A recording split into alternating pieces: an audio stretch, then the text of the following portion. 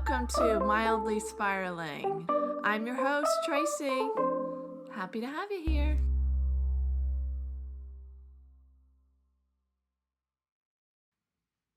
Hello, and welcome to the 11th episode of Season 2 of Mildly Spiraling. Thank you for tuning in on this fine Monday, Tuesday, Wednesday, Thursday, Friday, Saturday, Sunday. You have to be tuning in on one of those days. Theoretically, it would be impossible for you to not be tuning into one of those days. But let me know if you're an alien and you're tuning in from like another planet with a different day system. I am still out of it. I'm sorry. I literally feel like I have been sleeping all day. And I was like, I gotta record my podcast, okay? I gotta get out of bed. I gotta record my podcast. I can't just sleep all weekend. So update, y'all. I had my egg retrieval on Friday. This last round just completely threw me because it was so different than the other round, and honestly, like, just didn't know what to expect. Like, the last round I stemmed for 16 days, and this one I stemmed for 7 days. So it was literally like less than half of the time, and I honestly just didn't know what was gonna happen. Like, is that a good thing, bad thing? It ended up being exactly the same thing. So yeah, I got 4 eggs. I guess the thing is that my body responded to it, a lot quicker, which is a good thing. And then I was able to get 4 of those eggs, or 4 eggs total. 3 were mature. So actually more mature eggs than last time. If you remember, last time I got 2 mature eggs. So 3 of those were mature. All 3 fertilized. So as of now, they're still developing, but it's still early. It's day 2. And then tomorrow will be day 3. And as of now, I'm still scheduled for a fresh day 3 embryo transfer. Of course, that could change if for some reason none of the embryos end up looking good, or like if my doctor wants to push to day 5. So still very much like in the waiting game, and I've just been so tired. I have just been a lot more in pain this time. Like, I feel like, okay, people that have had this done before know what I mean, but it feels like your asshole and your crotch are gonna like fall out of your body, and it feels like that for like 24 hours. So I had that feeling, and then like just super crampy. I've basically been living with a heating pad on. So I've just been like truly napping a lot, eating, and laying down with a heating pad on, which just makes it so much better. But like yesterday when I was walking the girls, I was just like, oh, I was in so much pain I was crying. Like, I cried on both of the walks with the girls because I was just in so much pain. And I was like, I don't remember last time, because I was like, last time, like the day after the retrieval, I remember taking the subway, and because I had to go to the pharmacy on the Upper West Side, and I was like, oh, how did I even do that? I feel like I walked to the grocery store yesterday, and I was like, I hurt.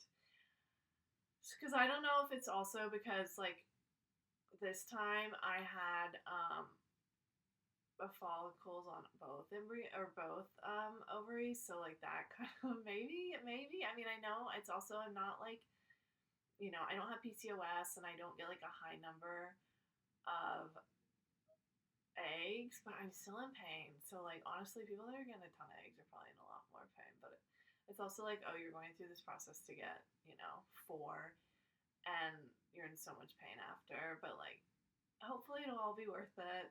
That's the goal. And yeah, I think,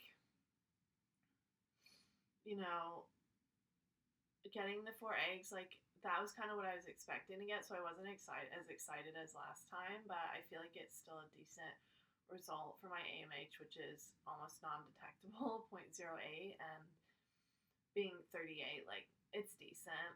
So I'm not gonna like turn my nose up at it.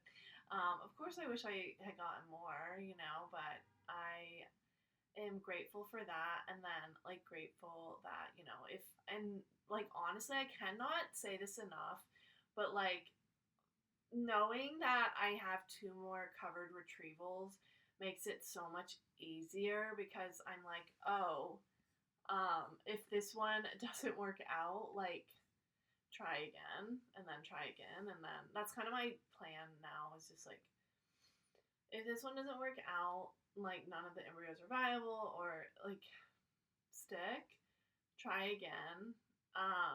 But probably would not do a fresh transfer next time. Freeze everything, and then go into the fourth retrieval, get what I can, and freeze, and then go from there, transfer, see what happens. And then honestly, I don't know if I can like take more, so that's just kind of where I am now. But we'll see. I don't know. I'm feeling I'm trying to be optimistic about this round because like why the hell not? Like even I was optimistic about the last round. It didn't work out, but like don't regret being optimistic about it. Just like I think it's better to feel like it will happen for me versus the alternative, which is like doomsday. And I don't really want to do that. So yeah. Um, so that was kind of where I'm at now. I'm like, feel like I'm still kind of exhausted from the procedure and anesthesia, so who knows if I'm even making sense right now. But let's get into my loves, y'all. I didn't bring this up last week, but I wanted to talk about the bathroom attendant at Madison Square Garden. She works in the bathroom between, I think, sections 101 and 119. Holy shit, shout out to this woman. She is literally fucking amazing.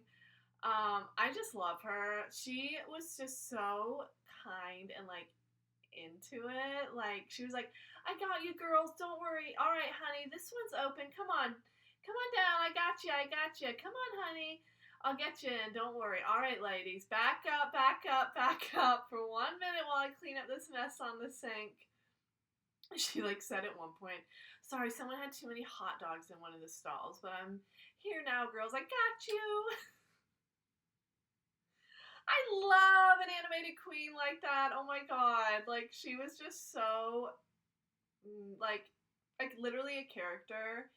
And I just love when you meet people that literally are like characters and just so like into like doing this job and making everyone's fucking day, because like standing in the bathroom line at Madison Square Garden is not a fun experience, but honestly if I'm with her as my bathroom attendant, I'm having a fun experience in the bathroom. Like I almost was just like, oh, should I hang out in here versus like going back to the game? Like it was just so cool, and I honestly, like, kudos to her. Like, I wish there was, like, a tip jar or somewhere I could compliment her. I'm sure there is. Also, I'm gonna figure that out and, like, send in a compliment because she was just so amazing, and she deserves all the raises in the freaking world. Like, she was just so, yeah, like, I just wanted to hang out with her and hear her talk, like, forever. Like, I would just spend my, like, 15-20 minutes of each break in the bathroom. But you know what? Knowing me, I do have to go to the bathroom often, and I went every break, so I did see her probably 4 or 5 times. So yeah, I don't know. I just loved her. She's amazing. If you ever meet her, see her, go to the bathroom between sections 101 and 120 at Madison Square Garden. You might be lucky enough to run into her. She is just so, so cool. Obsessed. All right, something else I'm kind of loving, but like, I don't know, I've been thinking about it because I just am like, I'm like, I've been depressed, but I don't feel like depressed right now. But then like this sleeping all day thing, I feel like is counterintuitive. Like I'm really tired, but like this sleeping all day is just stimulating like depression in me. But like, when you're really depressed and you find this like weird obsession or like thing you're into. So like right now, mine is chocolate, and it's literally Getting raspberries. Okay, I saw this online and I'm now addicted to it for the last few days. So it's my current hyperfixation obsession. You get raspberries, you line them up on a baking sheet, and then you get like chocolate chips. Now, the original recipe has white chocolate chips and semi sweet or dark.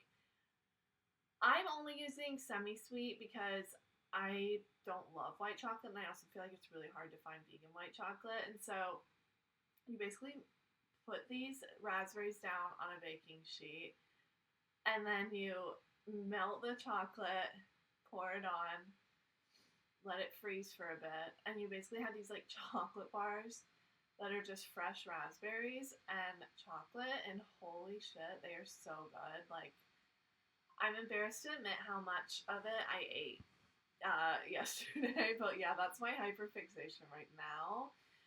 I went through a phase when we lived in Memphis. I went through a phase in my life where I was incredibly depressed for 3 years, and I mean, at my bottom of bottoms. I just absolutely hated living there, and it was just a really, really horrible time in my life. And so I did have like one obsession when I was living there, and it was spending too much money on soap at Buff City Soaps. Like, I never even really used these soaps, but I was absolutely obsessed, and every weekend I would go to the Buff City Soap that was like a 2-minute drive from me, and I would buy, I think they had like a 6 for 30 deal.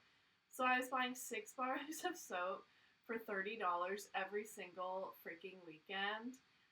How am I even using that many soaps? I mean, that's basically a soap a day, and I would just have all these soaps. I think at one point I just started gifting them to people, but I also would like gift them to people, and then I'm like, did these people? I don't even know if those people like use them. Like, I don't know. And also, if I did gift you one, I didn't necessarily gift you one of the ones that I bought. I gifted you one I bought for you and thought about you when I picked out the scent. I promise, okay? But yeah, I just went through this, like, it was like the only thing that would like kind of get me out of the house was like going to this place, because I also was like accumulating so many points from shopping here all the time. And so, I don't know, like, it's not, obviously, it's like a sad time in my life, but I love it because it's like, oh, thank God, like these small little things bring you joy. And it's like, if it's soap, it's soap. That's like so harmless. Are you kidding me? If it's chocolate, it's chocolate.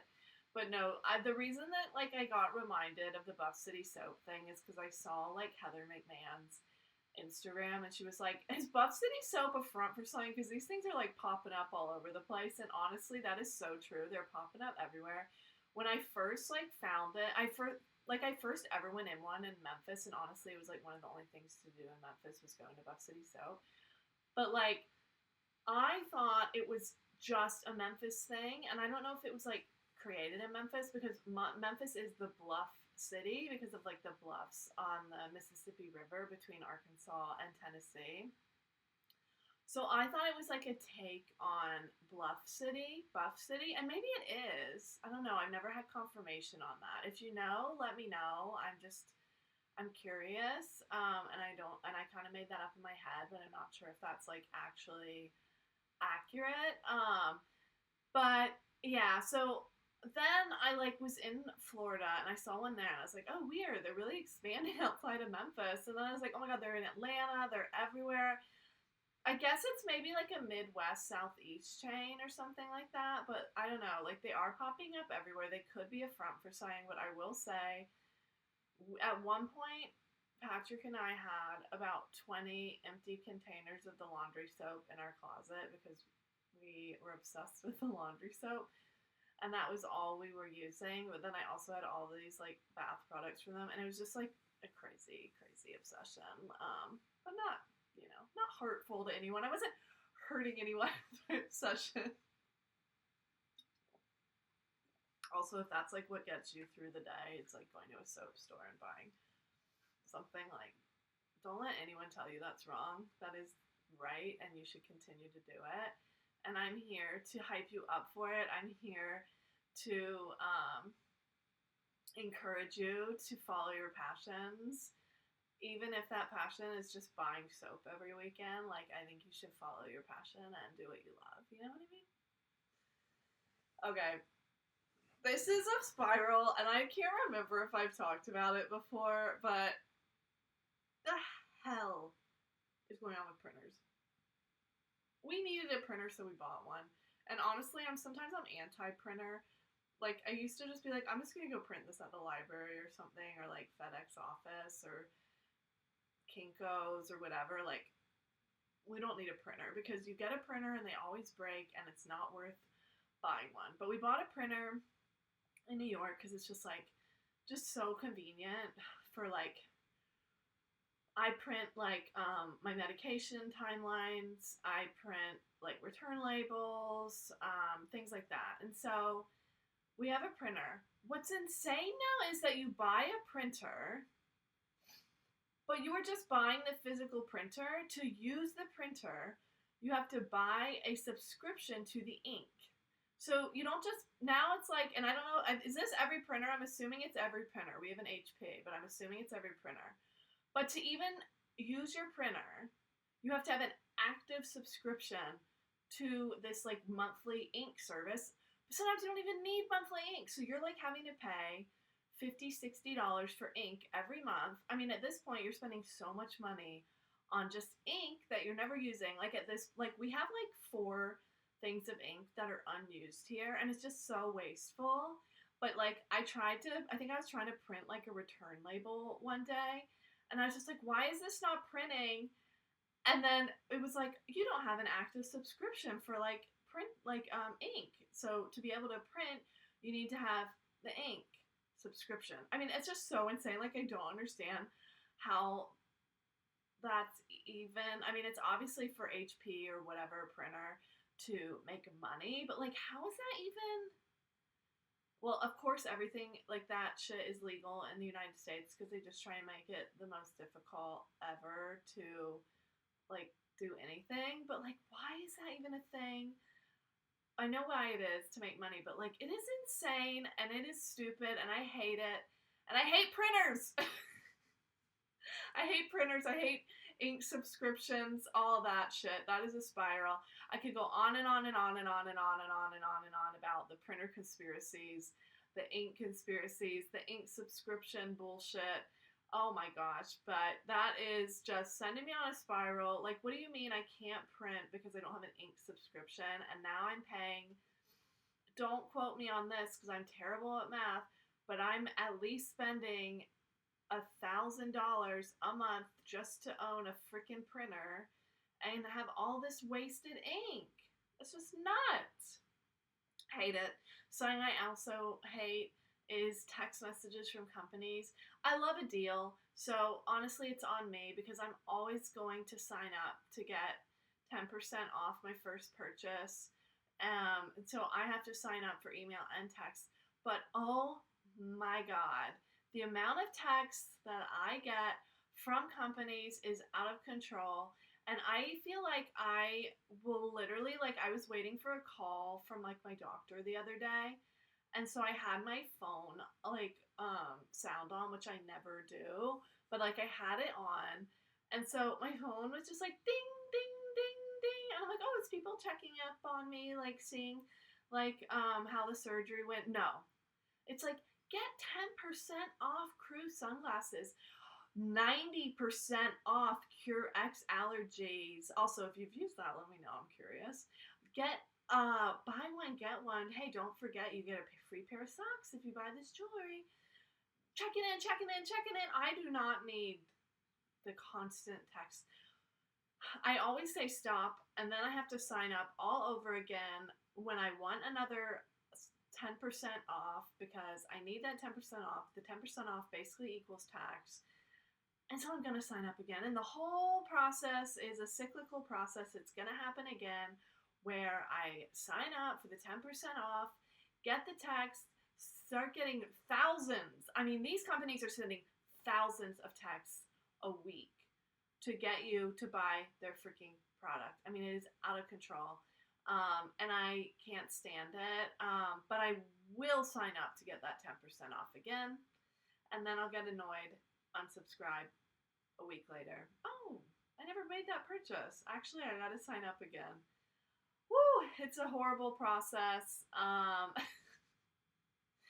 For sure makes me spiral. You know what? We've got like a war going on, and I'm spiraling about this. But I think it's all related because at the end of the day, it's all capitalism and mass consumerism, and I'll go off on that all day long. But truly, that is what it is. So it's like kind of all related if you think about it.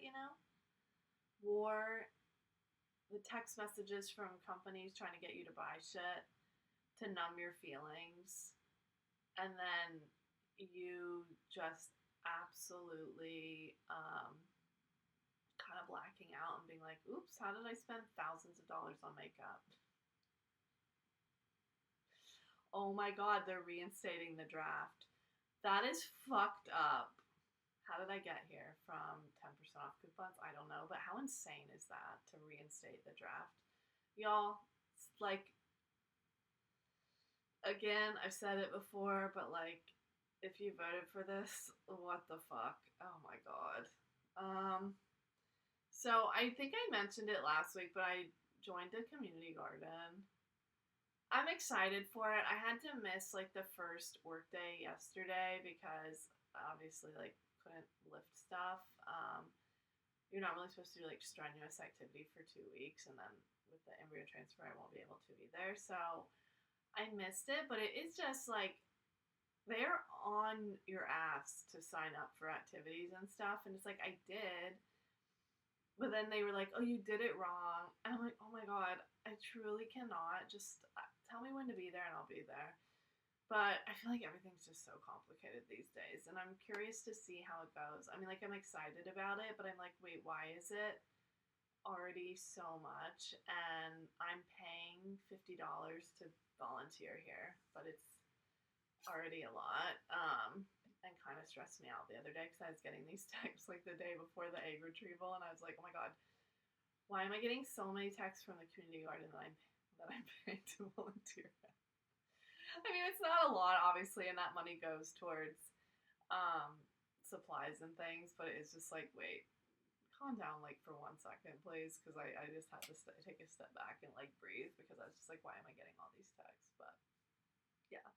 It's been, like, a really exhausting last week. I feel very tired.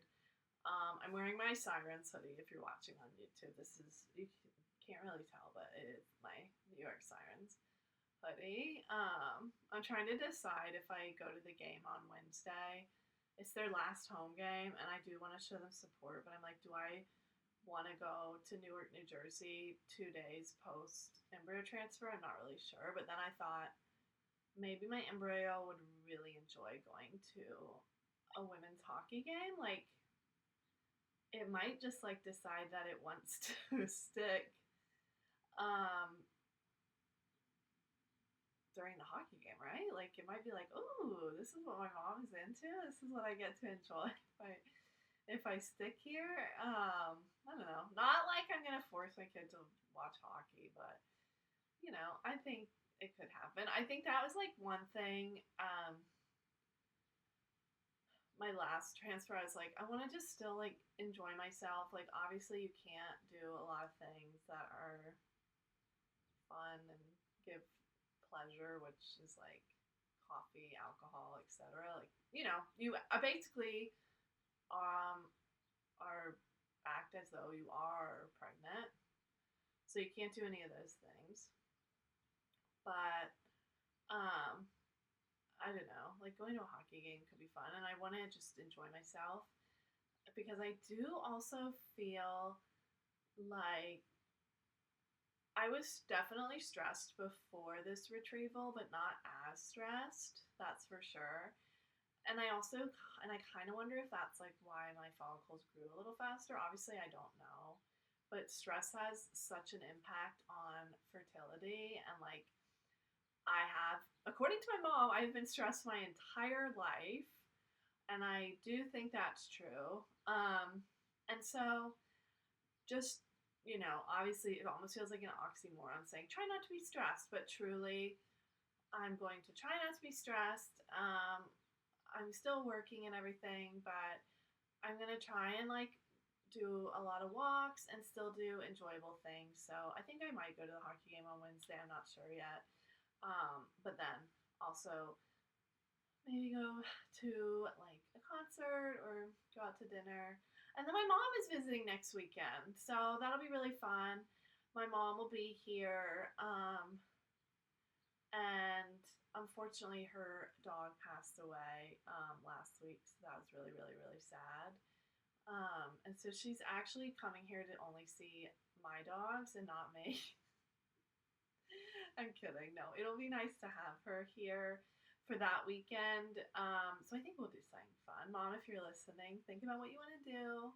I think we were thinking of going to the Brooklyn Botanic Garden because all the cherry blossoms are blooming, but also do like a fun dinner. And that's actually, I didn't drink throughout the whole uh, stem cycle, so I didn't drink for a week, whatever. I don't really drink anymore, but I when I go to like a hockey game, I am like, oh, when I get a beer. I didn't get a beer at the Madison Square Garden game, and I was fine. Like I didn't need it, and that's kind of like, oh yeah, I don't need this. Kind of like a nice realization. It's like I can just have fun to have fun. Like I was crying at the Madison Square Garden, like tears of joy almost. Like Patrick and I were like, look, it's like so insane. But it's like, yeah, I don't need a beer to have fun. I don't know. Not, and if you do, you do. I'm not judging at all. I used to do some things that we'll talk about it another time, I guess. Anyway, what am I talking about? I gotta wrap this up. I don't know. I think this is a shorter episode this week because who knows? I still feel like really out of it, but I love doing this. And I so appreciate you tuning in if you're tuning in. It just brings me all the joy and love to know people are listening and loving it. So don't forget, you can email me mildlyspiralingpod@gmail.com. I'd love to hear from you. Maybe you're listening to this on YouTube. You can also check me out Spotify, Apple, wherever you get your podcasts. If you're listening to me on Spotify, Apple, or wherever you get your podcasts. You can also watch videos on YouTube. Patrick said I need to take this, I think it's called a spit protector off. I agree, but I will say I felt like the volume was worse when I didn't have it on, so I don't know, we'll see. Of course, I would love for you to see more of my face, y'all. Come on. Anyway, so check me out. I would love it. I so appreciate every listener. Oh yeah, and I also have a Substack. All right, love you. Bye. That's my podcast.